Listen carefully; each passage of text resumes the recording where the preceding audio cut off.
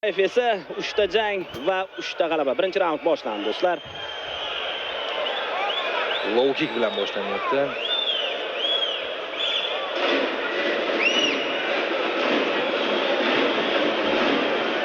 Yaxshi kutib oldi. Oldingi qo'lda yon tomonga yo'llangan zarba bilan Tezkorlik albatta Hamilton tomonidan bo'ldi hozir birinchi zarbada. Yaxshi qochib qoldi zarbadan va zarba yo'lladi. Tana qismiga zarba. Farg'ona viloyatidan Shukurjon o'zi Milliy gvardiya xodimi murabbiyi Odil Sirojiddinov.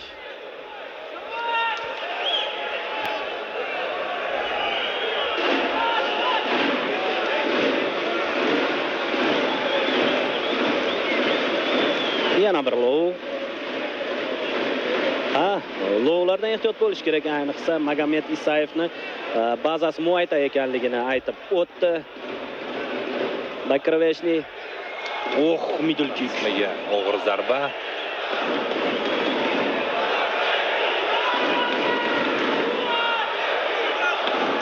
Yaxshi kutib oldi yana oldingi qo'lda Shukurjon. Davom etamiz. Jang referisi Halil Mameyev diqqat bilan kuzatib bormoqda. Tanaga zarba. Overhand va middle kickni qo'shib yubordi. Birinchi raqamli jangchi bo'lib ishlayapti hamyurtimiz. Magomed Isayev esa qarshi hujumda hozir oldingi zarbalar bilan boryapti. Ajoyib, ajoyib.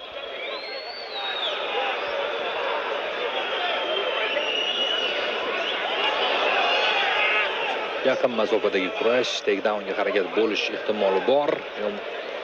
Hozircha menimcha vaziyatdan chiqib ketgan ma'qul. Ya'ni jangni stoykada davom ettirsa, menimcha ustunlik ko'zga tashlanyapti hamyurtimizda. Yaxshi. Tizza zarbalari Isayev. Ikkisi ham hali mag'lub bo'lmagan. Ikkisi ham g'alabali seriyaga ega.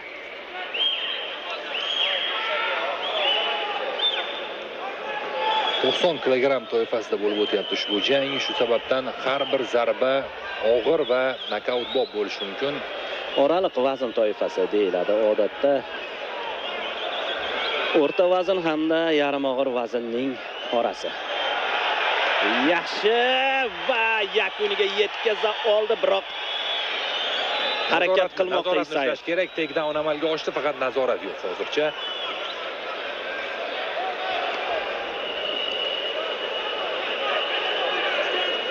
Isayev hozir ustunlikni qo'lga olmoqda va pozitsiyani ushlayapti. Tizzalar to'qnashuvi juda ham bir og'ir bo'ladigan bo'lsa, agar hozir ustunlik ko'proq Isayev tomonda bo'ladi, agar mana bunday klinch holatida. Vaziyatni o'zgartirdi Shukurjon va jangni parterga ko'chirishga harakat qilmoqda.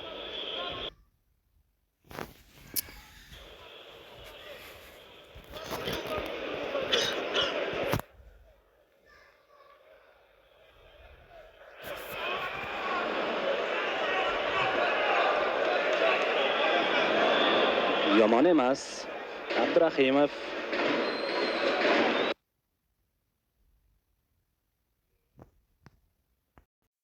bir oyoq bilan davom etyapti hozircha. Zarbalar o'tkazib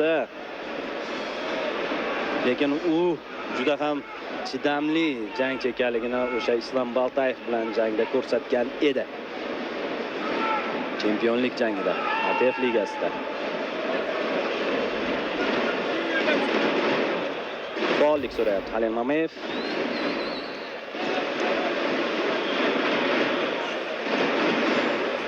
Albatta, odatda muxlislar bunday janglarni yoqtirmaydi. Ya'ni panjara yonida bo'ladigan janglarni yoqtirishmaydi. Mana tanaga kuchli zarbani yo'lladi Isayev. Bir marotaba shu 10 soniya menimcha kerak emas. Shunchaki jangni yakunlab qo'yish lozim. Umuman jang boshlanishi to'g'ri boshlangan. Va birinchi raund o'z yakuniga yetdi do'stlar. Har bir jang.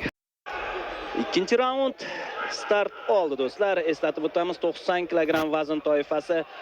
Shukurjon Abdurahimov O'zbekiston, Magomed Isayev Qirg'iziston do'stlar. Yaxshi overhand.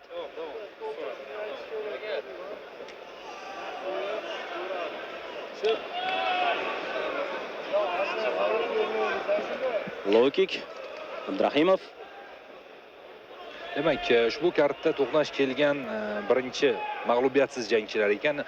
O'zi bu kartda ikkita mag'lubiyatsiz to'qnashuv bor. Birinchisi aynan mana shu, ikkinchisi esa asosiy jang Xotanbek Boynazarov va Magomed Habib Ramazanov o'rtasida bo'ladi. Ko'ramiz. Bugun aynan hozir mana shu jangdan so'ng qaysidir jangchi o'zining rekordidagi 0 ni berib qo'yish kerak bo'ladi. Faoliyatidagi ilk mag'lubiyatini yaxshi kutib oldi. Ajoyib zarba do'stlar. Tutib oldi Abdurahimov. Aytdim-ku, stoykada zarbalar bilan davom ettirish kerak. Raqib yopishishga harakat qiladi. Mana shu vaziyatda zarbalar bilan davom ettirish kerak va qonun qoidani buzmaslik kerak. Hozir orqa miyaga zarba berib yubordi. Yo'q, o'ziga kela oldi. Isayev o'ziga kela oldi. Yaxshi, lekin zarba mana shu raqibni sezdirib ham qo'ydi. Stoykada kim bu yerda xo'jayin ekanligi.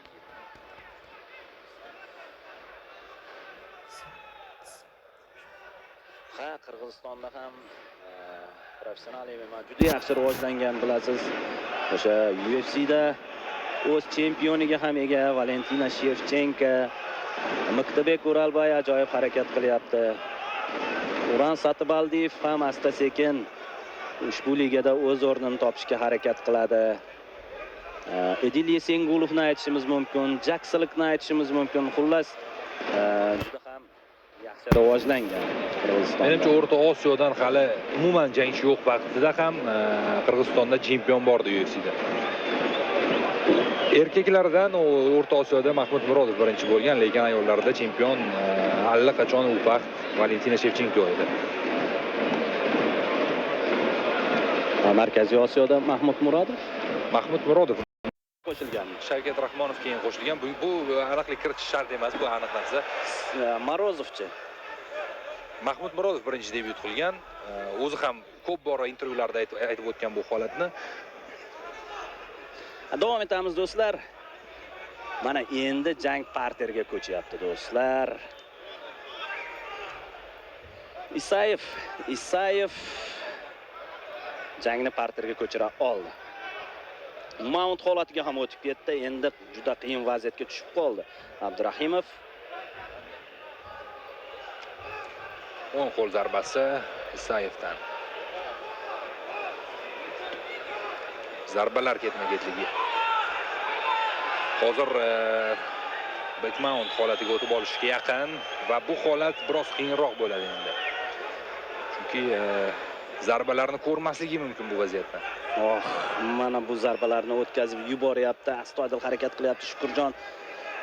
Aylanaverib kuch ham ko'p ketadi-da, eng yomoni mana shu holatda. Isayevga hozir rostda kamiga omad kulib boqdi. Tirsak zarbasi. O'zi moytaychilar tirsakni yaxshi beradi baribir. Halil Mamiyev ham diqqat bilan kuzatyapti bu holatni. O'ng qo'l zarbalari yaxshi o'tyapti hozir. Juda qiyin vaziyatda Abdurahimov. 1 daqiqadan kamroq vaqt bor. Biroz dosh berish kerak. Mount holati o'zi yo'qqa chiqdi menimcha. Gard holatida davom etadi jang.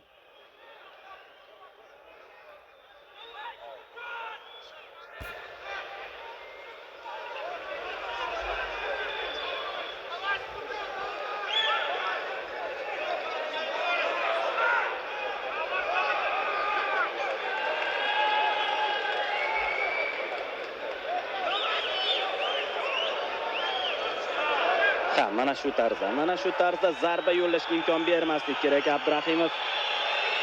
20 soniya vaqt bor ushbu raund yakuniga.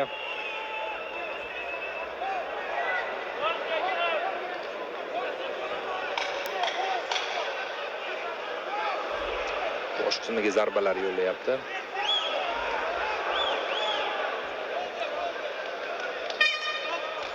Va shu tariqa kam vazn emas. Yaxshi, davom etish kerak. Hammer fistlar kerak. Mana bunday tizza zarbalari kerak. Davom etaverish kerak. Ajoyib. Abdurahimov. Qoyil. Back mount holatini yuzaga keltirish ham mumkin. Yo'q, hozircha. Qo'lini tortib ketishga harakat qilmoqchi. Arimbar amalga oshadimi? Kimura menimcha Arimbar emas, Kimurani amalga oshiryapti. Kimura. Qoyil. Deyarli o'xshayapti. Dosh beryapti hozircha Isayev. Lekin oxirga yetkazishga umid qilamiz. Abdurahimov Sinib ketishi hech gap emas qo'lni. Shu sababdan Isayev o'zini sog'lig'ini o'ylaydi degan umiddamiz agar chora shunday kelib qolsa. Bermadi. Qoyil dosh berdi, lekin baribir qo'li ishdan chiqdi. Baribir og'riq bilinadi. Muhimi raund bizni foydamizga hal bo'lyapti borgan sari. Albatta, mana ketma-ket tirsak zarbalarini yo'llayverish kerak. Bel qismiga zarba berib yubordi. Mana endi Arimbarga o'tadimi yoki Kimuragami? Kimura hali hamon. Arimbar menimcha xommish bu yerda. Ketdi, tortdi, yana bir karra. Kimurani amalga oshiryapti. Hali vaqt bor, uddalasa bo'ladi. Lekin bermayapti Isayev. Mana endi juda ham qiyin vaziyatga tushib qoldi Isayev. Qo'llari tayyor, taslim bo'lishga. Qarang. Juda ham qiyin vaziyat. Dosh beryapti Qoyil Isayev. Menimcha vaqt oz qolganini murabbiylar ham aytishyapti. Shu sababdan ham chidayapti u. 1 daqiqa vaqt bor, 1 daqiqadan ozroq 50 soniya. Lekin sinib ketsa hech kim chidamaydi ana. Isayevning bardoshiga Qoyil. Shunchaki tasanno. O'zi charchadi. Abdurahimov Kimurani amalga oshirib, oxiriga yetkaza olmadi. Dosh berdi, lekin yaqqol total ustunlik 3-raund do'stlar. 20 soniya. Abdurahimovga ham Qoyil. Zarbalar uchun qulay pozitsiyaga chiqib oldi Abdurahimov.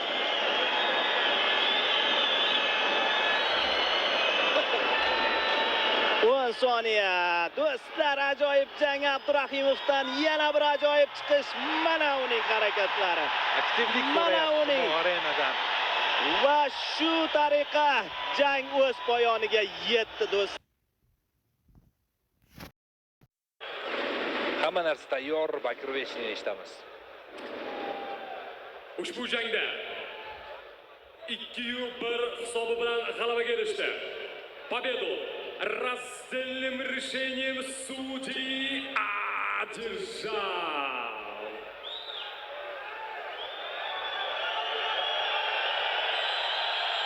Qizil burchak.